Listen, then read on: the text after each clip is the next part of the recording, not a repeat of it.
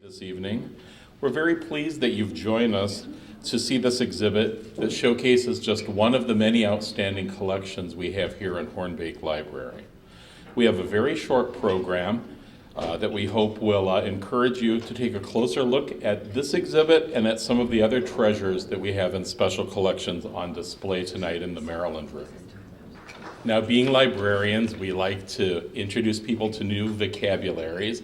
Those of you who may not be sure what a Wayzegoose is, remember, a Wayzegoose is a party. In particular, this term has been used to describe a party that a master craftsman, in this case a master printer, would throw annually for his journeymen and apprentices. William Morris, being a master printer, believed in maintaining the traditional, the traditions of the crafts, and he used to, in the 1890s, have an annual Wayzegoose for the folks who worked with him at the Kelmscott Press. And you can see two programs, including menus from some of these, what's the plural, Wayzegeese, in the exhibit. Tonight's celebration, and even the menu, is inspired by William Morris's example. So I hope that you'll join us in celebrating and supporting the important work of the libraries. I am just so glad to see such good attendance. I'm happy that you're all here. And I do now want to talk to you just for a second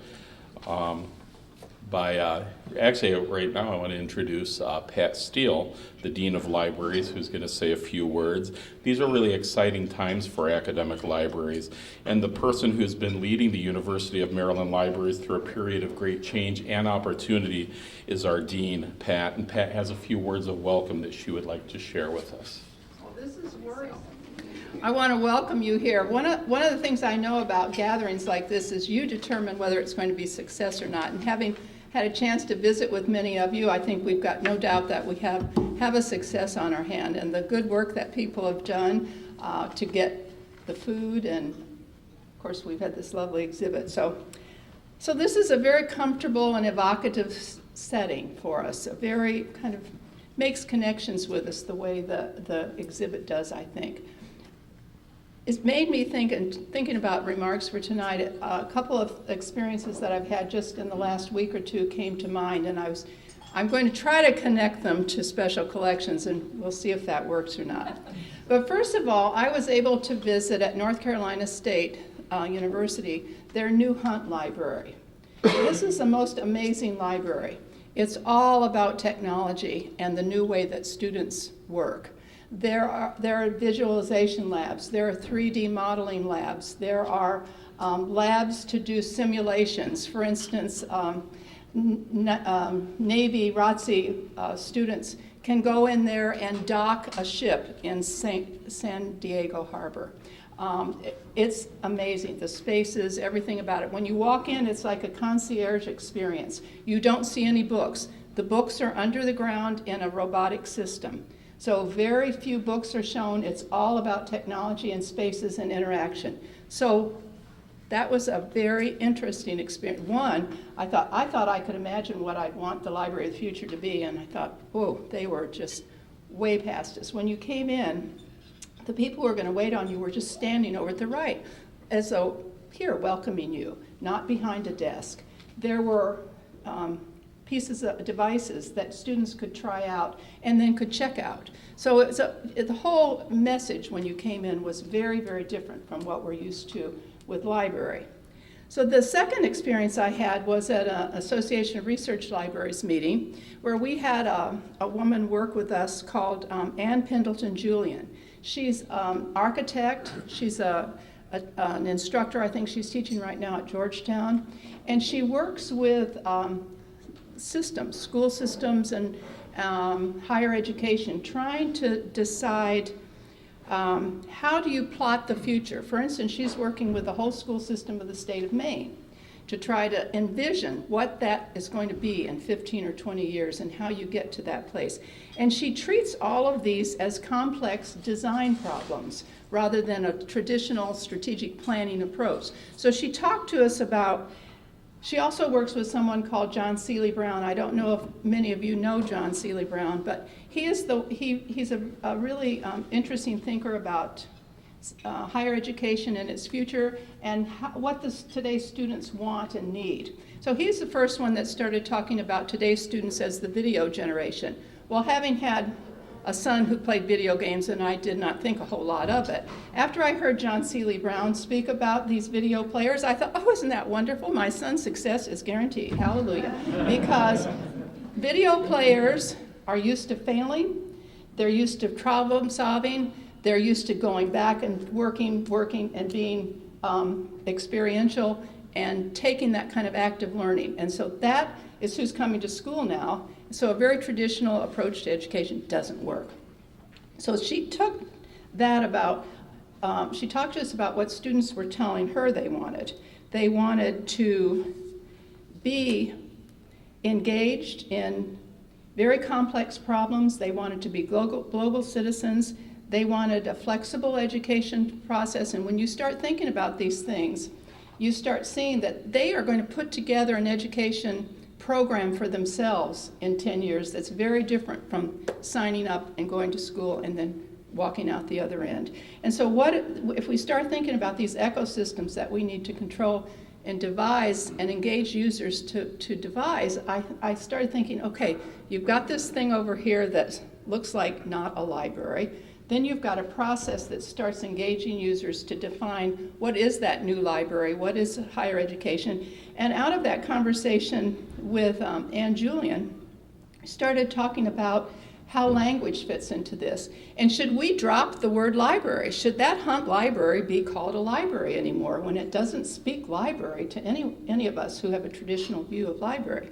But she started talking about what you would lose if we didn't use the term library.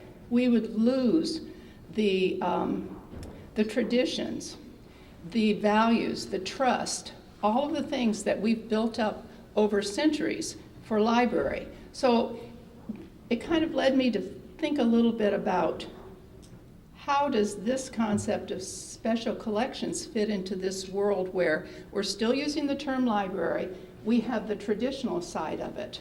Is it going to continue to be this way? And then how does that fit with the new technology and how we sort of form a nexus of technology and environment and those kinds of things? So very quickly, I started listing the things that special collections brings into this ecosystem of libraries. And one of them is uniqueness in the technological world. Those of us in the library believe in open access, and I truly believe that in 10 or 15 years, most materials that are developed within the academy will be freely available. The government is pushing right now open access to everything that's produced with federal money. Some states are starting to say if you get state money to produce something, research, it's got to be freely available. So if we start thinking in the electronic world that most collections are ubiquitous, we're all going to have pretty much the same kind of access to journal articles, to books, and so forth. So where is the special? The uniqueness will be in our special collections. That will define Maryland and Michigan and any other university, those very unusual collections that just we have. The Prang collection, our own archives here, the broadcasting collections, many things upon which we Catherine Ann Porter collection, because Beth is standing right in front of me, and I will not forget that. So what reflects us? Our collections can be a response to new pedagogy. If our students want to be active learners and researchers, primary materials are the things that can bring them alive. Beth was just telling me about a graduate student who's now changed her whole focus of her PhD program to line up with the Catherine Ann Porter collection because she's been working with it and has, I have to say this, it has nothing to do with anything except one thing that we can do. It does have something to do with something, but only in my mind. So one of the things that we can do with a special collection is to think about how you crowdsource problems related to it. And I just heard of a museum or a library, and someone can tell me if they're crowdsourcing how to find Genghis Khan's burial place. Now, I don't know what kind of clues they have in their collection that are going to get all these people in Asia to look for where he's buried. But then I found two quotes, and I have to share them, truly have nothing to do with anything. But one of them is, he said, "I am the punishment of God. If you had not committed great sins, God would not have set this punishment on you." So I thought, okay. But this one actually is a little more appropriate to libraries in the grips of change. If you're afraid, don't do it. If you're doing it, don't be afraid. And I think that's just great. So what else? Let's get back to special collections. A center for excellence. This is what we can be. We want to build on the collections that we have that are already meaningful to us, and that means bringing more into those collections that are related, and it also means using technology to connect to collections that are complementary that we don't own, because it's up to us to make all those use technology to make connections and to preserve, and to find tools for our users to make good use of these collections. So we're working with people like Myth in developing tools for humanists to use so that these static collections become alive and are used in different ways. How to use social media besides crowdsourcing to create community around our collections. I think you can see that our special collections can touch all the bases that connect to the university's desire for us to show excellence, to be innovative, to be entrepreneurial. We're now finally doing some digitizing of the Catherine Ann Porter collection. We have a very good digitizing. I see Eric Cartier is here, who works here in this building over here, who's learning to schmooze tonight, right? So, but he works with the digital program lab here in this building. This is creating for the future new special collections out of things that we have and that we will continue to bring in. So I think the last thing that a special collection can do is appeal to people like you.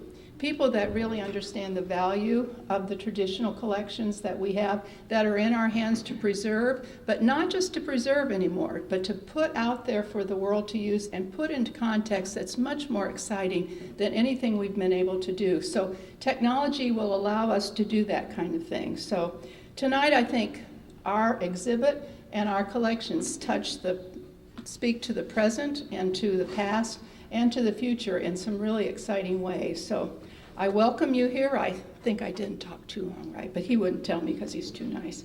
So you'll see staff around here with red, and I'm afraid they put a red tag on me and I am useless, so don't ask me any questions. But most people that have the little red tag are smart and they know what they can give you answers. So now I'm going to turn the podium over to Doug McElrath, and I know he's here because he was giving a tour earlier.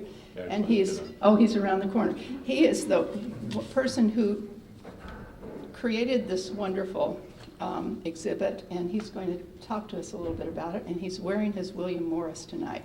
Doug?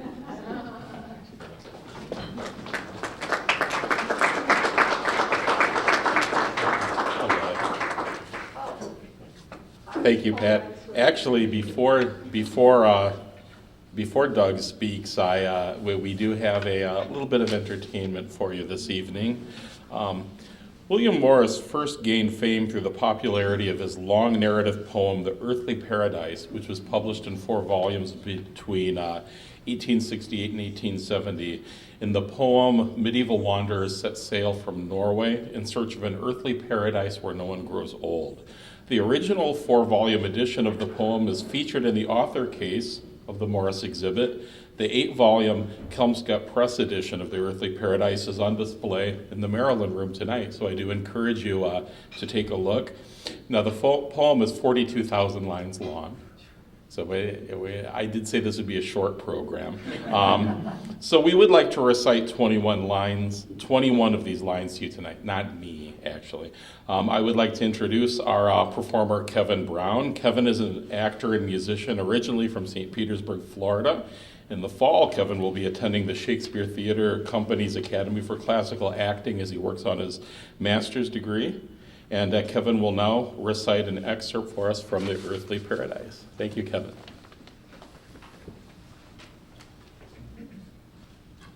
Dreamer of dreams, born out of my due time, why should I strive to set the crooked straight? Let it suffice me that my murmuring rhyme beats with light wing against the ivory gate, telling a tale not too importunate to those who in the sleepy region stay, lulled by the singer of an empty day. Folks say a wizard to a northern king at Christmastide such wondrous things did show, that through a window men beheld the spring, and through another saw the summer glow, and through a third the fruited vines arow, while still unheard, in its wonted way, piped the drear wind of that December day.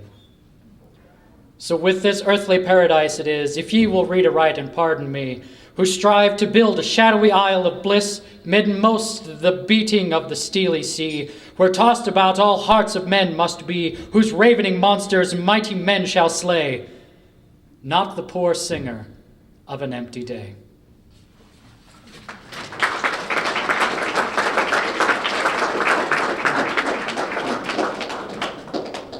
Thank you very much, Kevin. Our focus of our event tonight is our fascinating and wonderful exhibit, researched and created by our talented librarians and staff here at Hornbeck Special Collections. One of our co-managers of Special Collections, Doug McElrath, will now offer some comments about the exhibit, How We Might Live. Doug? I was a little worried that Dan would say that I was going to offer some suggestions on how we might live, which might be a bit presumptuous of me, but I'm going to mostly talk about the exhibit, How We Might Live. As you might imagine, a good exhibit, when an exhibit is really good, it masks the incredible amount of research, design work, and sheer labor that is required to take on such a complex topic. And for the group of us who naively decided to take on this task about 2 years ago, we thought William Morris and his Kelmscott Press would be a relatively straightforward topic for our exhibit. Even before he died, Morris was being analyzed and studied, and there's been a vast output of scholarship on Morris and his circle, which provide a ready source for trying to understand him. We're fortunate here at Maryland that we also had Bill Peterson, who's with us tonight, an emeritus English faculty member whose bibliography is the definitive source for the Kelmscott Press. And in recent years, he's teamed with Sylvia Holton Peterson in conducting and publishing a comprehensive census of all the identifiable copies of the Kelmscott Chaucer. And I might say, as an aside, that I emailed Sylvia Peterson the day we acquired our Chaucer, only to get an anguished response from her that the book had gone to press the day before. And so they do have a blog, and our Chaucer is one of the very first entries on that blog, as they've updated all the more recently discovered copies of the Chaucer. The genesis of this exhibit was our acquisition in 2010 of a copy of the Kelmscott Chaucer. I might add, for those of you who are fans of this book, and please take an opportunity to come and look at a book that's sometimes described as the most beautiful book ever made, you're in for a rare treat right now, because at this moment, inside the Beltway, there are 3 copies of the Kelmscott Chaucer on public display.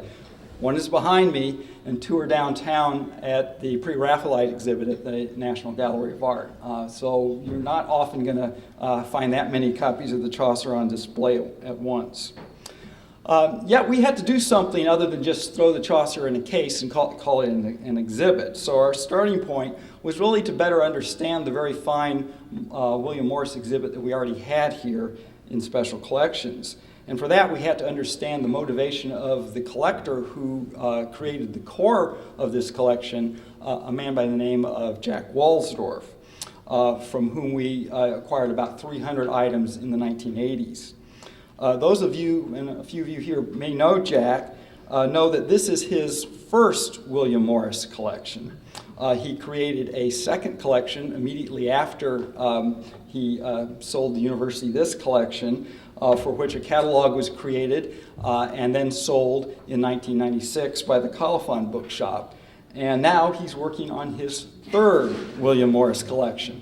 Clearly, Jack Walsdorf suffers from something that Nick Basbanes has called a gentle madness of book collecting, but he also exemplifies what we sometimes call the joy of the hunt. Collectors like Jack Walsdorf, and we have a few other collectors with us tonight, inspire us with their passion for finding the rare and the unusual, and most especially those stories behind the objects, which give them meaning and context.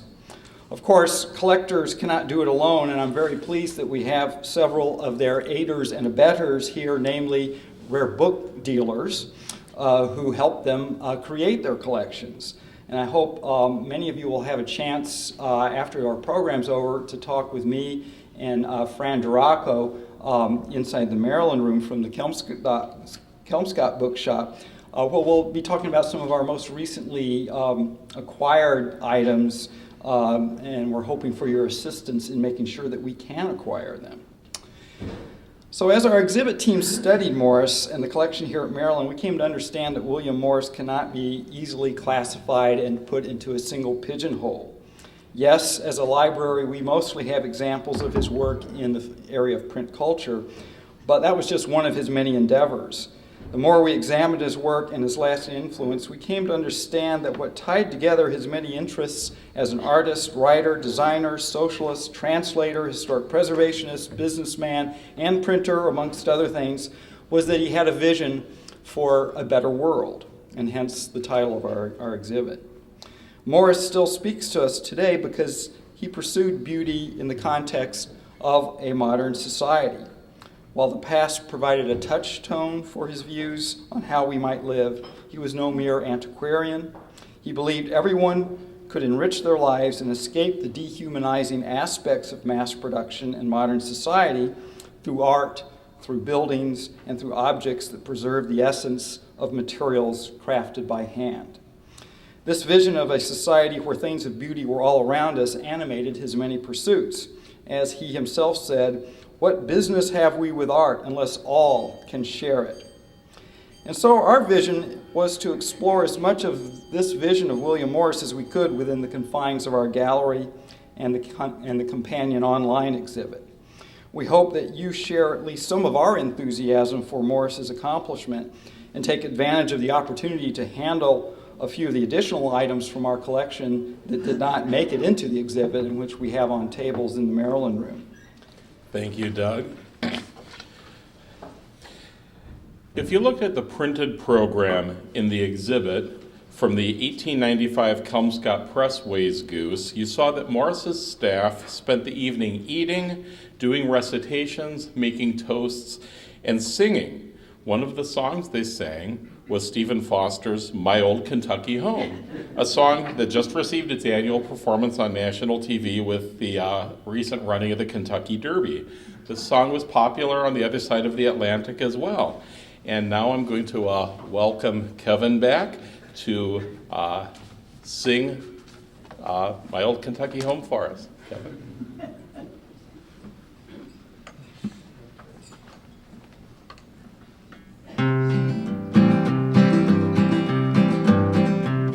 The sun shines bright on my old Kentucky home. 'Tis summer, the people are gay.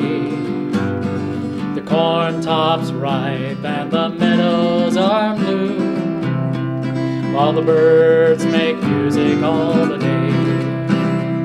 So weep no more, my lady, weep no more today. We'll sing one song for my old Kentucky home, my old Kentucky home far away. The young folks roll on the old cabin floor, all bright, all happy and bright. By and by hard times come a-knocking at the door. My old Kentucky home, good night. So weep no more, my lady, weep no more today. We'll sing one song for my old Kentucky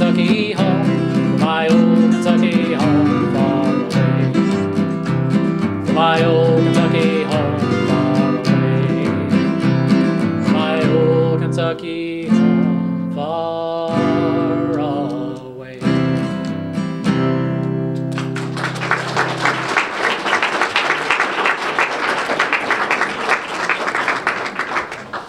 Thank you again, Kevin. In closing, I'd just like to say a few words about the importance of special collections at the University of Maryland. The rare and archival material that we collect, preserve, and make accessible here is truly unique. As Pat discussed, these are the things that really set us apart from any other library. Researchers at every level, from school students and undergraduates to graduate students, faculty, and the international community of scholars, all make use of our outstanding special collections. And many citizens of Maryland and of the Mid-Atlantic region also come here to Hornbeck to use these precious materials. Special collections has a significant positive impact on the teaching and research mission of the University of Maryland and on the people of Maryland. You can join us in furthering the work of special collections by supporting our exciting new Adopt a Book program, by becoming a friend of the library, by making a donation to our Special Collections Gift Fund. This concludes our formal program. However, we invite everybody to stay in and join our curator-led tours of the exhibit in the Maryland Room, beginning immediately, and another one at 8:30. Go into the Maryland Room, take a look at the Adopt a Book and some of the other materials in there, and certainly continue to enjoy the food, drink, and good conversation here. So, in the spirit of a traditional Wayzegoose, I would like to close the event by asking you to join me in a toast as we celebrate the exhibit, How We Might Live, the Vision of William Morris, to the memory of William Morris, who continues to teach us how we might live. Thank you, everybody.